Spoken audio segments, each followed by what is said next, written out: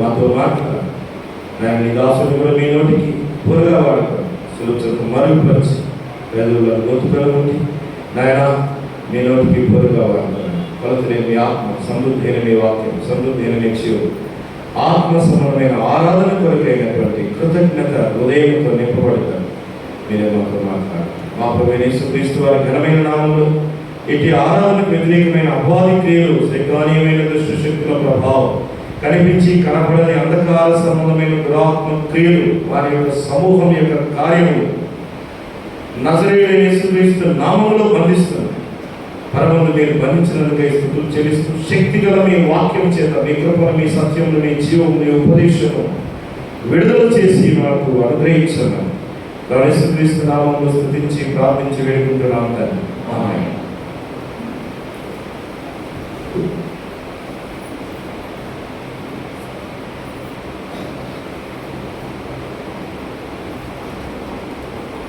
మనం చదువుకున్నటువంటి ఈ లేఖన భాగం 103వ దావీదు కీర్తన మనకి బాగుగా తెలిసినటువంటి కీర్తన, పరిచయమైనటువంటి కీర్తన. ఇదను నేను ఈ కీర్తనలో మరి బయలుపరిచిన కొన్ని మాటల్ని మీకు మరి తెలియజేసిపడుతున్నాను. అంతేకాకుండా ఎక్కువ ప్రసంగము, దేవుని వాక్యము లేక బోధించడము ఉన్నది కానీ క్లుప్తంగా దేవుని వాక్యాన్ని మనము మరి స్వీకరించి ఆరాధించగలుగుటకు సహాయకరంగా ఈ భాగంలో మనం చదివినాం. 103వ కీర్తన మొదటి 13 వచనంలో చదివాం. మొదటి వచనం, నా ప్రాణమా యెహోవాను సన్నుతించుము, నా అంతరంగమున సమస్తమా ఆయన పరిశుద్ధ నామమును సన్నుతించు. ఈ ఉదయకాలము దేవుని ఇంటికి వచ్చినటువంటి మనము ప్రాణాత్మ దేహముతో ప్రభుని ఆరాధించవలసినటువంటి వారంగా ఉంటున్నాం. ప్రాణములకు చేసిన మేలు, తర్వాత ఆత్మకు చేసినటువంటి మేలు, శరీరములకు చేసినటువంటి మేలు, కుటుంబానికి చేసినటువంటి ఉపకారములు, సమాజంలో నీ సంరక్షణ కొరకు, భూమి మీద నీ సంరక్షణ కొరకు, నీ పోషణ కొరకు నీకు చేసిన మేలు, నీ వ్యాధి బాధల్లో, నీ కష్ట దుఃఖములలో, నీ మరణ పడకలో ఆయన నీకు చేసినటువంటి మేలు, నీ ఉద్యోగ బాధ్యతల్లో, నీ విద్యాభ్యాసయందు, నీ ఒంటరితనమందు, నీ కుటుంబ జీవితమందు, నీ వివాహ జీవితంలోను, నీ ఉద్యోగ జీవితంలోను నీకు ఒక నివాసం ఇచ్చి, ఒక నివాసం కట్టుకోవడానికి నీకు కలుగు చేసిన సదుపాయముల విషయంలోను, ఇంకా ఎన్ని చెప్పచ్చు మనం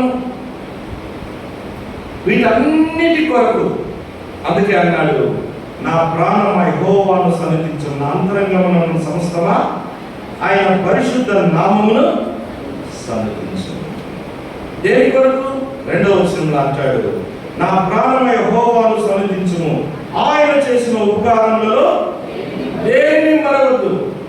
ఇవన్నీ భూమి మీద నీకు ఇచ్చి వాటన్నిటికంటే ఇంకా విలువైనది, శ్రేష్టమైనది, అమూల్యమైనది, అంతేకాకుండా నిత్యత్వమైనది, అక్షయమైనది, వాడబారనిది, పరసంబంధమైనది, దైవికమైనది నీకు అనుగ్రహించాడు. ఏంటది? ఆత్మరక్షణ, నిత్య జీవం.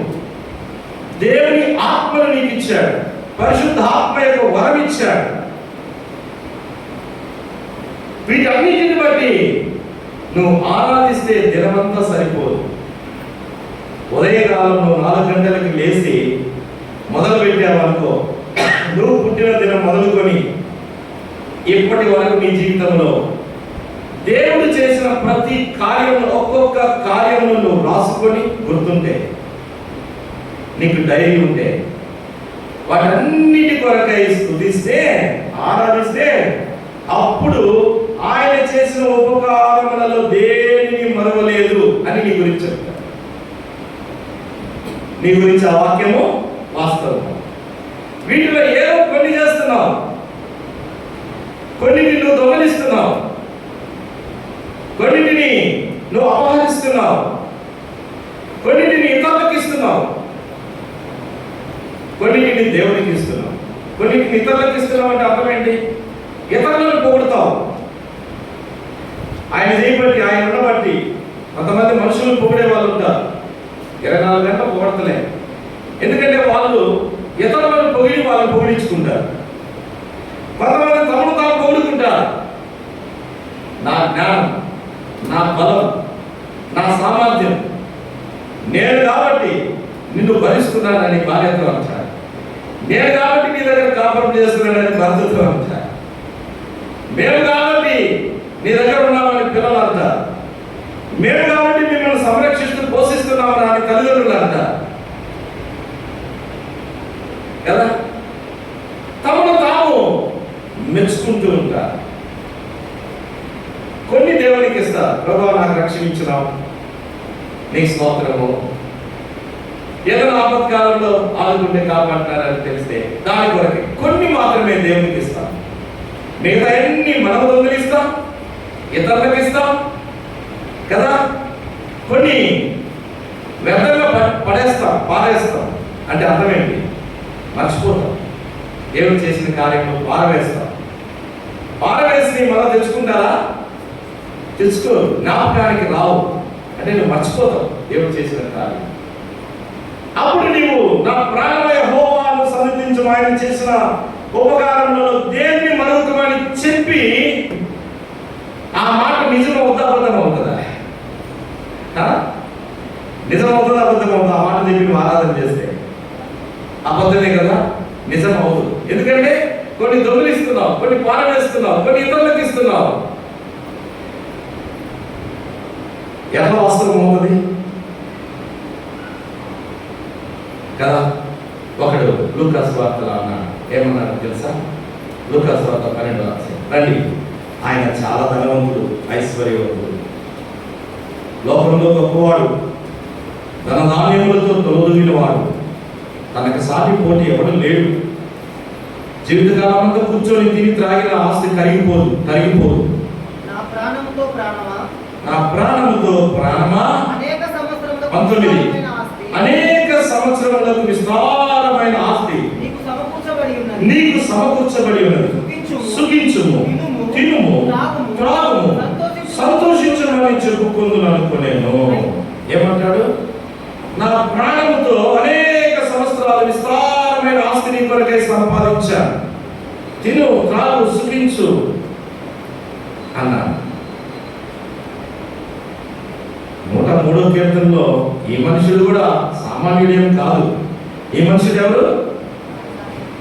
ఈయన కోట్లకు పడగెత్తినవాడు. గొప్ప ఐశ్వర్యం ఉంది, ధనధాన్యం ఉంది, రాజరికం ఉంది, కిరీటం ఉంది, మహిమ ఘనత ఉంది, ఆయనకి శౌర్యం ఉంది, బలగాలు ఉన్నాయి, కండబలం, గుండె బలం, సింహాన్ని చీల్చే ధైర్యం ఉంది, రాజ్యమును శాసించగలిగిన ధైర్యం ఉంది, రాజ్యములను భయపెట్టగలిగినటువంటి మనుషులు. ఆ వ్యక్తి పేరు చెప్తే రాజ్యములు వణుకుతాయి. ఆ వ్యక్తి పేరు చెప్తే అడవులో సింహాలు, పులులు పారిపోతాయి, ఎలుగుబంట్లు పారిపోతాయి. ఆ వ్యక్తి ఎదురుకు వస్తే వీడి కట్టి ఎందుకు పడ్డాం నాయన అనుకుంటాయి. ఎవరా మనుషుడు? దావీదు. అలాంటి మనుషుడు అంటాడు, ఏమంటాడంటే నా ప్రాణమా యెహోవా చేసిన ఉపకారములు ఇవన్నీ యెహోవా చేశాడు. మనమేమంటాం? ఇవన్నీ నేను చేశాను. 17-18 2 రోజులు సేవకులు, దైవ సేవకులు కూడికి పెట్టుకున్నాం. మీలో ఎంతమంది డబ్బులు కొట్టుకున్నారో నాకు తెలియదు, దెబ్బ కొట్టుకున్నారో తెలియదు. నేను చేశాను, నేను చేశాను నాకు తెలియదు. దేవుడు చూస్తున్నాడు. అయితే నన్ను అడిగిన సేవకులకి నేను చెప్పాను. ఏమన్నారంటే చాలా ఘనంగా చేశారంటే నేను ఒకటే మాట అన్నాను, ఇది దేవుని యొక్క అనుగ్రహం. మీకు ఎంత ఖర్చు అయింది మందిరంలో అంటే, మందిరంలో చాలా తక్కువ ఖర్చు అయింటది. మా ప్రజలు, దేవుని ప్రజలు వారు ఎంతో సమర్పించుకున్నారు. ఇష్టపూర్వకంగా, మనపూర్వకంగా తీసుకొచ్చారు. డిమాండ్ చేయలేదు ఎవరిని, మీరు ఇది ఇవ్వండి ఇది ఇవ్వండి అని ఎవరికి చెప్పలేదు. వారు మనపూర్వకంగా తీసుకొచ్చారు.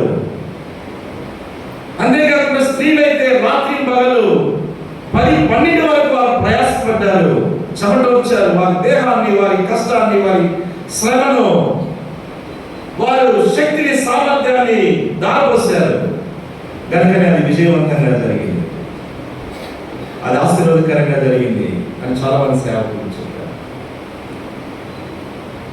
వారందరి ప్రయాసం ఉంది. చిన్నపిల్లలు వారు మొదలుకొని పెద్దవారి వరకు, వృద్ధుల వరకు, ఎవరి పనిలో వారు నిమగ్నమై ఉన్నారు, ఎవరి కార్యంలో వారు నిమగ్నమై ఉన్నారు, ఎవరి అర్పణలో వారు శక్తి వంచన లేకుండా తీసుకున్నారు. ఒక్కొక్కరు ఒక ఐటమే కాదు, ఒక్కొక్కరు 2-3 కూడా సమర్పించుకున్నారు, అధికంగా కూడా సమర్పించుకున్నారు. అది విజయానికి కారణం. వీటన్నిటి మీద దైవ కృప ఉంది, దైవ సన్నిధి ఉంది. కొంత వాతావరణం మూలపడినట్టు ఉన్నప్పటికీ ఒక్క చుక్క వర్షం దేవుడి ఇవ్వలేదు. మేము ప్రార్థించాము, సంఘముగా ప్రార్థించాము. కాబట్టి ఇదంతా కూడా ఒకరి ద్వారా కలిగింది కాదు. ఇది దీంట్లో అనేక అస్త్రములు ఉన్నాయి, అనేక ఆలోచనలు ఉన్నాయి, అనేకమైన అర్పణలు ఉన్నాయి, అనేకమైన ప్రోత్సాహములు ఉన్నాయి, అనేకమైన కష్టార్జితం ఉంది, శ్రమదానం ఉంది. వ్యక్తిగతంగా, కుటుంబంగా వారి పనులు మానేసి, వారి ఉద్యోగాలు మానేసి, వారి వ్యాపారాలు మానేసి దేవునిలో పనిచేశారు. ఇది విజయానికి కారణం అని చెప్తవచ్చు. దావీదు ఏమన్నాడంటే, నా ప్రాణమ నేను కాదు సంపాదించింది, యెహోవా చేసిన ఉపకారం. ఇది మనం ఆరాధించాలి. ఆ 2 దేవుళ్ళు దేవుడు చేసిన అద్భుతమైన వాటిని బట్టి మనమందరం ఆరాధించాలి. కృతజ్ఞత అర్పణలు దేవునికి చెల్లించాలి. స్తోత్ర బలులు ఆయనకు అర్పించాలి. స్తుతి యాగం ఆయనకి చెల్లించాలి. దావీదు అదే జ్ఞాపకం చేస్తూ వచ్చా. నేను ముందుగానే చెప్పాను, మన ఇల్లు కట్టుకోవడానికి, వివాహం విషయంలో, ఉద్యోగాల విషయంలో, పొలం విషయంలో ఏదైతే సంపాదించుకున్నదో అదంతటికీ ఆయన ద్వితీయోపదేశకాండంలో చెప్తారు 8వ అధ్యాయం. ఎందుకు ఆయన ఆరాధించాలో చెప్తారు. ద్వితీయోపదేశకాండం 8వ అధ్యాయం 8వ అధ్యాయము 7వ వచనం నుండి 10వ వచనం వరకు. నీ దేవుడైన యెహోవా నిన్ను మంచి దేశంలో ప్రవేశపెట్టును, అది నీటి వాగులను, లోయలలో నుండి, కొండలలో నుండి, వారు ఊటలను, అగాధ జలములు గల దేశము. అది గోధుమలు, ఎవరు, ద్రాక్ష చెట్లు, అంజూరపు చెట్లు, దానిమ్మ పండ్లు గల దేశం, ఒలివ నూనె, కేరీయు గల దేశం. కరువులు అనుకొనకుండా నీకు ఆహారం తిని దేశం. అందులో నీవు ఏ లోపము, నీకు ఏ లోపం ఉండదు అని, అది ఇనుప రాళ్ళు గల దేశం. దాని కొండలలో నీవు రాయితోని తీయవచ్చు. నీవు తిని తృప్తి పొంది నీ దేవుడైన యెహోవా నీకు ఇచ్చిన మంచి దేశమును బట్టి ఆయనను స్తుతింపవలెను. దేనిని బట్టి స్తుతించాలా? ఎన్ని అద్భుతమైన కార్యములు చేశాడు, ఎన్ని ఆశ్చర్యమైన కార్యములు చేశాడు. వీటన్నిటిని బట్టి నువ్వు ఆయన ఆరాధించాలి. 12వ వచనం, 12వ వచనంలో మంచి ఇల్లు కట్టుకొని వాటిలో నివసింపగా నీ పశువులు, నీ గొర్రె మేకలను వృద్ధి అయి నీకు వెండి బంగారం విస్తరించి నీకు కలిగినంత వర్ధిల్లినప్పుడు నీ మనస్సు మదించి దాసుల గృహమైన ఐగుప్తు దేశంలో నుండి నిన్ను రప్పించిన నీ దేవుడైన యెహోవాను మరచడమేమో, కృతజ్ఞతాస్తుతులు చెల్లించు. తాపకరమైన పాములను, తేలును కలిగి ఎడారైన నీళ్లు లేని భయంకరమైన గొప్ప అరణ్యంలో ఆయన నిన్ను నడిపించను. రాతి బండ నుండి నీకు నీళ్లు తెప్పించను గనుక ప్రభువుని స్తుతించు. తోక నీకు మేలు చేయవలనని నిన్ను అణచుటకును శోధించుటకును నీ పితరులు ఎరుగని మన్నాతో అరణ్యమున నిన్ను పోషించను గనుక ప్రభువుని ఆరాధించు.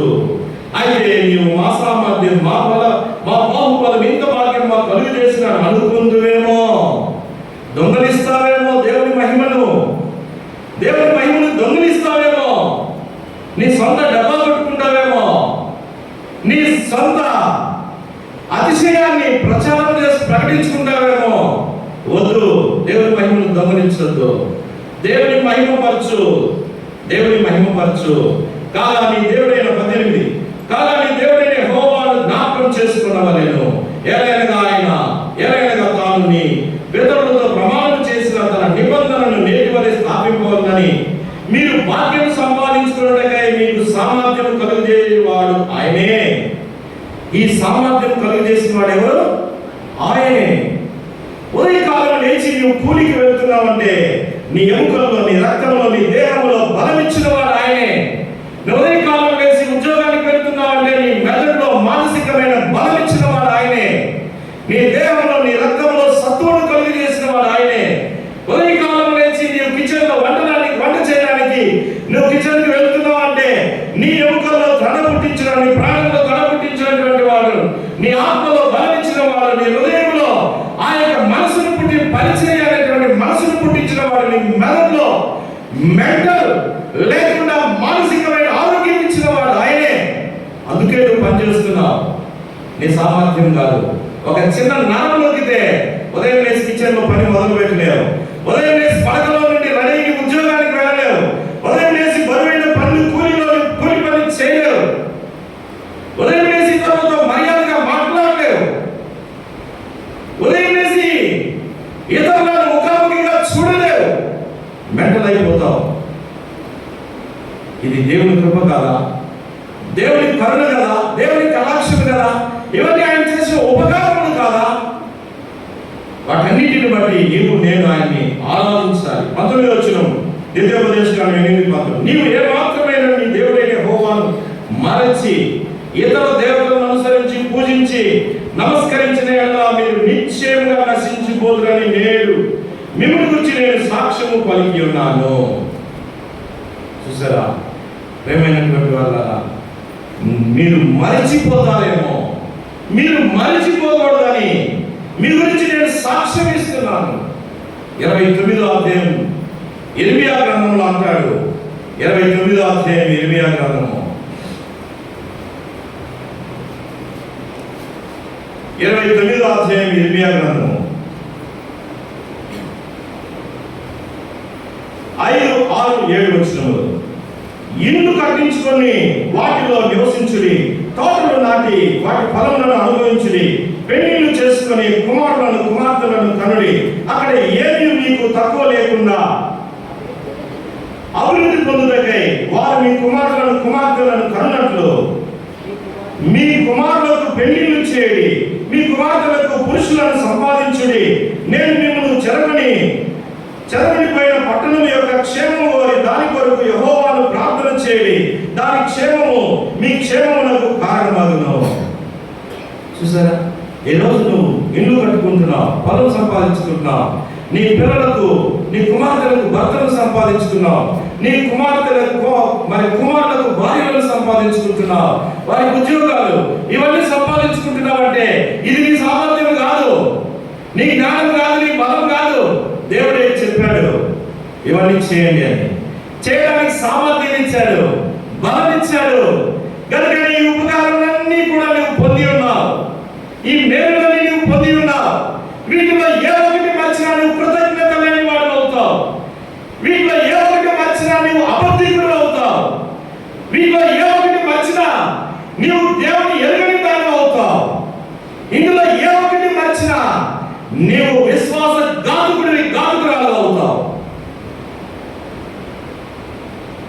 ఆరాధించే నీవు మర్చిపోయినావేమో, మరిచినవేమో, మర్చిపోయినావేమో నీ పాత బ్రతుకు. నీ పాత బ్రతుకు ఎలా ఉంది? ఎవరి పరంలో ఉద్యోగం లేని నీ బ్రతుకు ఎలా ఉంది? చదువుకునేటప్పుడు నీ బ్రతుకు ఎలా ఉంది? ఇది పొందుతానని ఆశ్రయం నీకు ఉండిందా? ఈ ఇల్లు కట్టుకుంటాననే నిరీక్షణ నీకు ఉండిందా? అప్పుడు ఒక ప్లాన్ చేసుకున్నావా? ఆ ప్లాన్ ఏమైనా నెరవేరిందా? లేదు. నువ్వు దేవుడిని గురించి ఆరాధిస్తావనే నమ్మకం ఉండిందా? ఎక్కడో త్రాగుబోతు గారు, తిరుగుబోతు గారు, దొంగ గారు, వ్యభిచారి గారు, మోసగాడు గారు, అబద్ధికుడు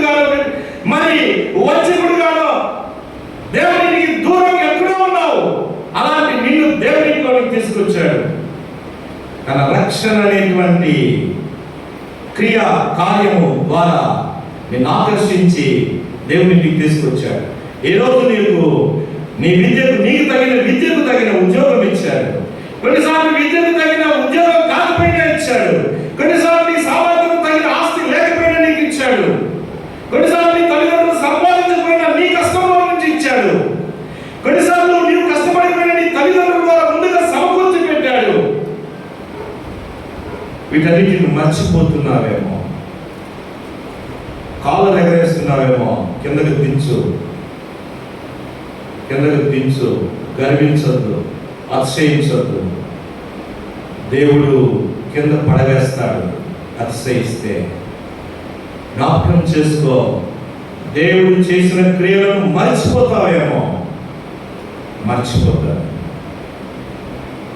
నేను వివాహం చేసుకున్నప్పుడు నన్ను పంపించిన సంఘంలో ఎంతమందో తెలుసా? 7 మంది. నేను మర్చిపోను. 3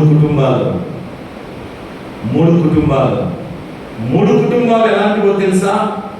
వాళ్ళలో ఒకడు సంఘ పెద్ద బాధ్యత గల సహోదరుడు. ఆయన భార్య విడిచిపెట్టి ఇంకొక ఆమెను తెచ్చుకున్నాడు. ఆమె వెంట్రుకలు లేవని, చుట్టంతా ఇదైపోయిందని, అందగత్తె కావాలని. ఆడు సంఘ పెద్ద, సంఘ ప్రత్యక్షత తెలియదు, సేవకునికి ఎలా మర్యాదగా మాట్లాడాలో తెలియదు.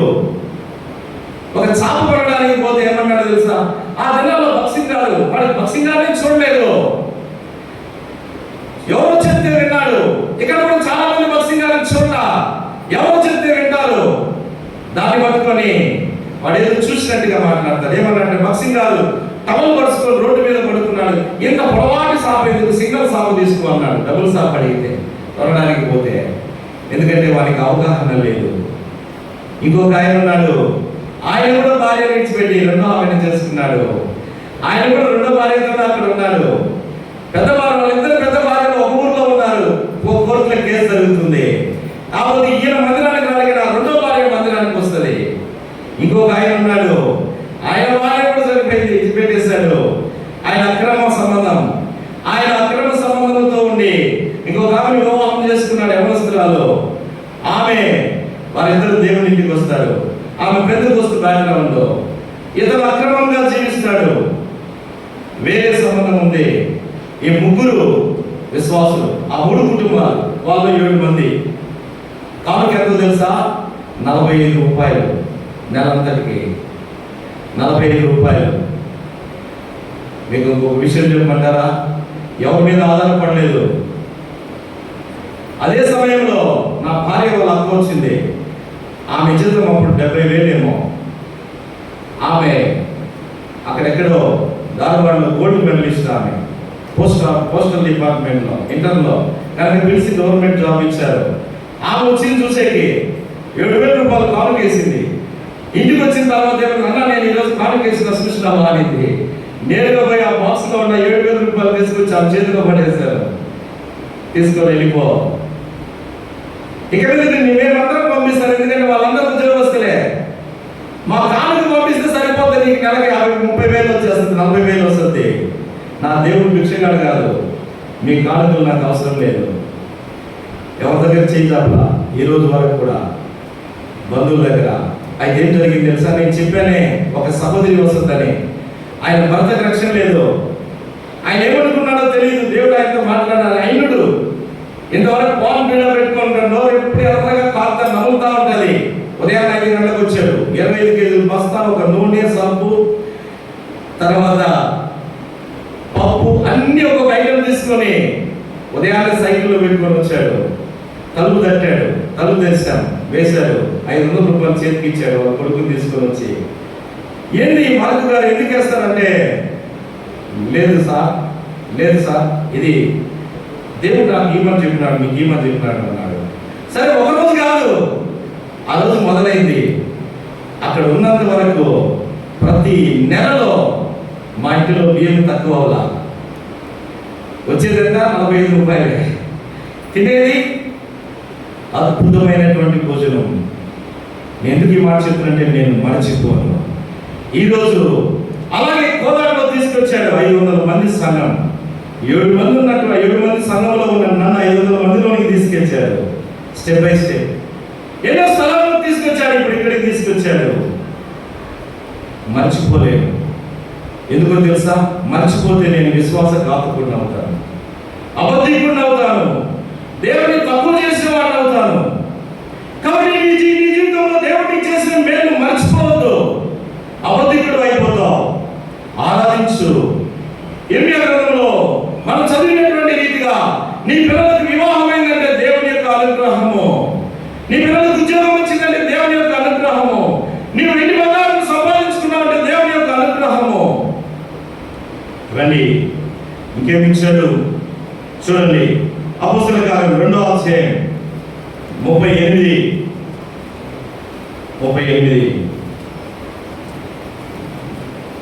2వ అధ్యాయం 38-39. పేతురు, మీరు మారుమనసు పొంది పాప క్షమాపణ నిమిత్తం ప్రతివాడు యేసుక్రీస్తు నామమున బాప్తిస్మము పొందుడి. అప్పుడు మీరు పరిశుద్ధాత్మను వరములు పొందుతారు. ఏమిచ్చాడు? ఇవన్నీ ఇచ్చి యేసుక్రీస్తు నామములో మారుమనసు ఇచ్చినాడు. యేసుక్రీస్తు నామములో బాప్తిసం ఇచ్చినాడు. యేసుక్రీస్తు నామములో పరిశుద్ధాత్మ అనే వరమును ఇచ్చినాడు. అపోస్తలుల కార్యం 9వ అధ్యాయం 44వ వచనంలో చూస్తే అక్కడ అననీయ అనేటువంటి మనుషుడు ఒక భయంకరమైన క్రూరమైన ఒక మనిషిని దర్శిస్తాడు. ఆ మనుషుడు దేవునికి వ్యతిరేకంగా, దేవుని పిల్లలకు వ్యతిరేకంగా మరి చేతులెత్తినటువంటి వాడు. ఆ మనుషుని మరి మనం చూసినట్లయితే 9వ అధ్యాయంలో అతడు అంటాడు, రండి 17-18 వచనములో అననీయ వెళ్ళి ఆ ఇంట్లో ప్రవేశించి అతని మీద చేతులుంచి, సౌలా సహోదరుడా, నీవు వచ్చిన మార్గములో నీకు కనబడిన ప్రభువైన యేసు నీవు దృష్టి పొంది పరిశుద్ధాత్మతో నింపబడినట్లు నన్ను పంపినాడని చెప్పాను. అప్పుడే అతని కనుల నుండి పొరల వంటివి రాలగా దృష్టి కలిగి లేచి బాప్తిసం పొందెను. తర్వాత ఆహారం పుచ్చుకొని బలపరచబడెను. ఎవరికను? ఒక క్రూరుడైనటువంటి మనుషుడు, ఒక కఠినమైన ఆత్మ గలవాడు, దుష్టాత్మ కలిగినటువంటి వాడు, దేవుని సంఘాన్ని హింసించినటువంటి వాడు, దేవుని సంఘానికి వెలుపట్టు ఉన్నటువంటి వాడు, అరాజకములు దౌర్జన్యములు చేసినటువంటి వాడు, బలాత్కారములు చేసినటువంటి వాడు, ప్రజల్లో భయమును భీతిని పుట్టించినటువంటి ఒక వ్యక్తిని తీసుకొని వచ్చి ఏమన్నాడంటే, సౌలా సహోదరుడా, సహోదరులలో చేర్చినాడు. నీకు ఒక సహోదరుని ఇచ్చాడు. ఇంతకుముందు నీ సొంత సహోదరులు నిన్ను ప్రేమించలేదు కదా. సొంత సహోదరులు ఎలా ఉన్నారంట?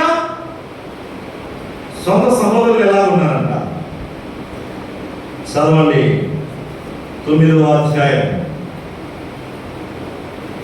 ఇర్మియా గ్రంథం 9వ అధ్యాయం 4వ వచనం.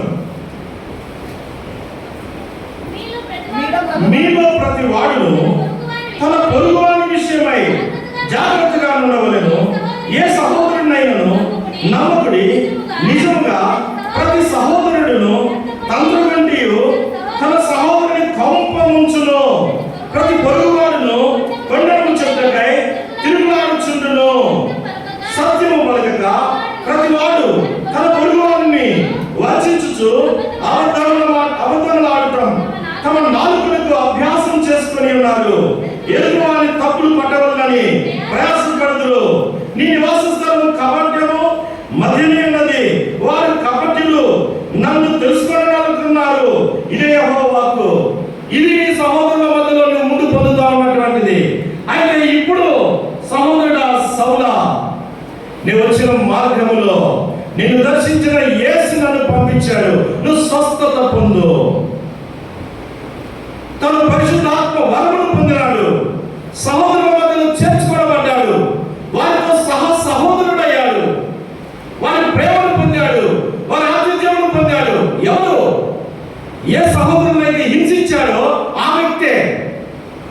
ఏ సంఘాలైతే తిరస్కరించి ధృవీకరించాడో, ఏ క్రీస్తునైతే వ్యతిరేకించాడో ఆ వ్యక్తే సహోదర ప్రేమను పొందాడు. నువ్వు పొందలేదా? మనం పొందలేదా? ఒకప్పుడు మనము క్రీస్తుని తిరస్కరించిన వారం కదా, క్రైస్తవులను తిరస్కరించిన వారం లేదా ఇక్కడ? ఇప్పుడు క్రీస్తులో సహోదరులు కాలేదా? ఇదంతా ప్రభు చేసిన ఉపకారములలో ఒకటి.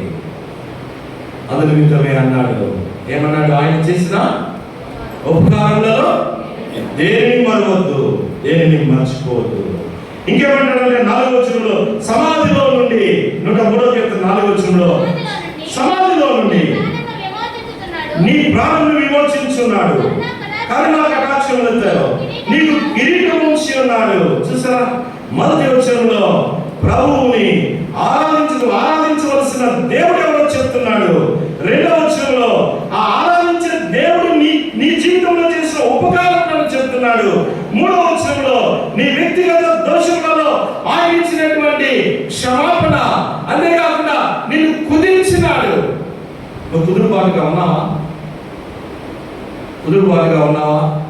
ఇంకా ఆ కొమ్మకి ఈ కొమ్మకి కోతున్న జంప్ అయినట్టు జంప్ ఆడుతున్నావు, జంప్ చేస్తున్నావు. లోకంలో ఉంటే లోకము, సంఘంలోకి వస్తే దేవుడు. అంటే నువ్వు ఇంకా కుదురుబాటుగా లేవేమో. కుదురుబాటుగా లేకుండా నా సంఘటనలను కుదిర్చాడు అని ఆరాధిస్తే నువ్వు అబద్ధికుడు అవుతావు. నువ్వు కుదురుబాటుగా ఉండి కుదర్చబడి సంఘంలో ప్రభువులో నిలిచి ఉండి అమర్చబడినాక నువ్వు ఆరాధిస్తే నువ్వు యోగ్యుడు అవుతావు. దేవుడు నిన్ను ఆరాధన అంగీకరిస్తాడు. 4వ వచనం అంటాడు, సమాధిలో నుండి నా ప్రాణం విమోచించున్నాడు, కరుణా కటాక్షం నా కిరీటముగా ఉంచి ఉన్నాడు. నిన్ను కుదురుబాటులోకి తీసుకుని నిన్ను కుదిర్చి ఆయన ఏం చేశాడంటే కిరీటం ఇచ్చాడు. కిరీటం అంటే ఘనత, సింహాసనం, అధికారం, మహిమ, ప్రభావం, రాజరికం. అందుకే అన్నాడు, మీరు అపొస్తలుడైనటువంటి పేతురు రాస్తూ 2వ అధ్యాయంలో 9వ వచనం చదవండి. పేతురు రాసిన మొదటి పత్రిక 2వ అధ్యాయం 9వ వచనం. అయితే మీరు చీకటిలో నుండి ఆశ్చర్యకరమైన తన వెలుగులోనికి మిమ్మల్ని పిలిచిన వారి గుణాతిశయములను ప్రచురణ చేయ నిమిత్తము ఏర్పరచబడిన వంశము, రాజులైన యాజక సమూహము, పరిశుద్ధ జనము, దేవుని సొత్తైన ప్రజలై ఉన్నారు. ఇది మీకు ఇవ్వబడిన కిరీటం. ఇది మీ తలల మీదకి తీసుకురాబడిన కిరీటం. ఇది మన తలల మీద ఉంచబడిన కిరీటం. దీనిని బట్టి నీవు ఆయన ఆరాధించాలి. 5వ వచనంలో అంటాడు, పక్షరాజు యవనం వలె నీ యవనం క్రొత్తదగుచున్నట్టు మేలుతో నీ హృదయం తృప్తిపరచుచున్నాడు. నిజంగా దేవునిలో రక్షించబడి మారుమనసు పొంది బాప్తిజంలో సాక్ష్యం ఇచ్చి ఆరాధిస్తూ బలలో పాల్గొంటున్న నీ హృదయంలో తృప్తి ఉందా? నీ కుటుంబంలో తృప్తి ఉందా? తృప్తి లేకపోతే నువ్వు ఆరాధించుట అబద్ధం అవుతుంది, నీవు ఆరాధించుట నేరం అవుతుంది. నువ్వు ఇంకా తృప్తి లేకుండా బ్రతుకుతూ దేవుని తృప్తి పరచున్నాడనేటువంటి మాటను ఉపయోగించి ఆరాధిస్తే అబద్ధమే అవుతుంది, నిజం కాదు. కాబట్టి నీ హృదయం దేవుని యందు, దేవుడు చేసిన మేలు, దేవుడు అనుమతించిన పరిస్థితుల్లో అది మేలు కానీ కీడు కానీ తృప్తి చెందుతున్నావా? తృప్తి లేకుండా బ్రతుకుతున్నావా? సామెతల గ్రంథంలో 2 అక్క చెల్లెల గురించి చెప్పాడు. ఏమంటది? ఇమ్ము ఇమ్ము అనేది ఒకటి, ఇంకోటి ఏంటంట? తృప్తి లేనిది. దానికి ఎంత ఇచ్చినా ఈ ఈ ఈ ఈ అని అడుగుతూ ఉంటుందంట. తీసుకొని ఏముంటుందంట? తృప్తి ఉండదంట. ఆ అక్క చెల్లెల్లో ఒకదానివో లేకపోతే ఇద్దరు నువ్వే పరీక్షించు. తృప్తిగా ఉన్నావా ప్రభు చేసిన మేలులను బట్టి, నీ జీవితంలో అనుమతించిన ప్రతి అనుమతిని బట్టి? రండి, ఆలోచన. యెహోవా నీతి క్రియలను జరిగించు, బాధింపబడు వారికి అందరికి న్యాయం తీర్చును. రక్షించబడినటువంటి వాడు ఏం చేస్తాడు? నీతి న్యాయములకు కర్త అయినటువంటి న్యాయాధిపతి కొరకు ఎదురు చూస్తాడు. ఆయన న్యాయాన్ని కోరుకుంటాడు, ఆయన నీతిని కోరుకుంటాడు. నీ న్యాయమును స్థాపించాలనుకుంటావు, నీ న్యాయమును స్థాపించాలనుకోవద్దు. నీ దృష్టికి నువ్వు చేసే నీ న్యాయంగానే కనబడతాయి. అయితే దేవుడు న్యాయం తీర్చాలి. నువ్వు చేసేవన్నీ నీకు మంచిగానే కనిపిస్తాయి, అయితే దేవుని దృష్టిలో ఆయన అంగీకరించబడాలి. అందుకే అన్నాడు, అందరికి బాధించబడే వారందరికీ న్యాయం తీర్చును ఆయన, న్యాయం తీర్చేవాడు ఆయన. ఆయన న్యాయములకు నువ్వు నీ క్రియలను అప్పగించుకోవాలి. తర్వాత 7వ వచనంలో ఆయన మోషేకు తన మార్గములను తెలియజేసెను, ఇశ్రాయేలు వంశస్థులకు తన క్రియలను కనపరచెను. నీ జీవితంలో ఎన్ని క్రియలు దేవుడు చేస్తూ వచ్చాడు, నీ కన్నులారా ఎన్ని క్రియలు చూసావు, నీ వ్యక్తిగత జీవితంలో, కుటుంబంలో, సంఘంగా ఎన్ని అద్భుతమైన కార్యములు నీ చెవులారా విన్నావు కదా. 8వ వచనంలో యెహోవా దయాదాక్షిణ్య పూర్ణుడు, దీర్ఘశాంతుడు, కృప సమృద్ధి గలవాడు. ఆయన కృప సమృద్ధిలో నీవు ఉన్నావు చెప్పగలవా? ఎల్లప్పుడూ వేచమాడేవాడు కాడు, ఆయన నిత్యం కోపించేవాడు కాడు. మన పాపములను బట్టి ఆయన ప్రతిఫలం ఇవ్వలేదు. భూమి కంటే ఆకాశం ఎంత ఉన్నతంగా ఉన్నదో ఆయన ఎందు భయభక్తులు గలవారి ఆయన కృప అంత అధికంగా ఉన్నది. అధికమైన కృపను గురించి నీవు ఆయన ఆరాధించాలి. 12వ వచనంలో పడమటికి తూర్పు ఎంత దూరమో ఆయన మన అతిక్రమములను మనకు అంత దూరపరిచి ఉన్నాడు. ఇంకా ఎన్నడూ నీ దగ్గరికి రాకుండా నీ అతిక్రమములను తుడిచివేశాడు. దానిని బట్టి నీవు ఆయన ఆరాధించాలి. 13వ వచనం చివరిగా ఏమన్నాడంటే, తండ్రి తన కుమారుల ఎడల జాలిపడినట్టు యెహోవా తన యందు భయభక్తులు గల వారి ఎడల జాలిపడు. ఆయన నీ యందు జాలిపడ్డాడు కాబట్టి నువ్వు తింటున్నావు, నువ్వు నివసిస్తున్నావు, నువ్వు ఉద్యోగం సంపాదించుకున్నావు, నువ్వు ఒక వృత్తిని సంపాదించుకున్నావు, దిన కూలీని సంపాదించుకున్నావు, వారం యొక్క కూలీని సంపాదించుకున్నావు, మాసం యొక్క జీతం సంపాదించుకున్నావు, సంవత్సరం యొక్క ఆదాయం సంపాదించుకుంటున్నావు. ఆయన నీ మీద జాలి కలిగి ఉన్నాడు. ఇంకా చెప్పాలంటే ఇంకా ఇతరులకు ఇచ్చేవాడుగా ఉన్నావు. ఇస్తున్నానని గర్వించొద్దు, దేవుడు తీసివేస్తాడు. ఇచ్చాడని గర్వించొద్దు, నా సామర్థ్యం నేనని. దేవుడు ఇచ్చాడని చెప్పు, ఆయన నీకు అభివృద్ధి పొందించాడని చెప్పు. ఆయన ఎందుకు ఇచ్చాడంట? నువ్వేదో ఘనకార్యం చేసి. పరుగు పందెంలో ఎవరికి గోల్డ్ మెడల్ ఇస్తారు? ఎవరికి? పరుగులో జయించిన వాడు.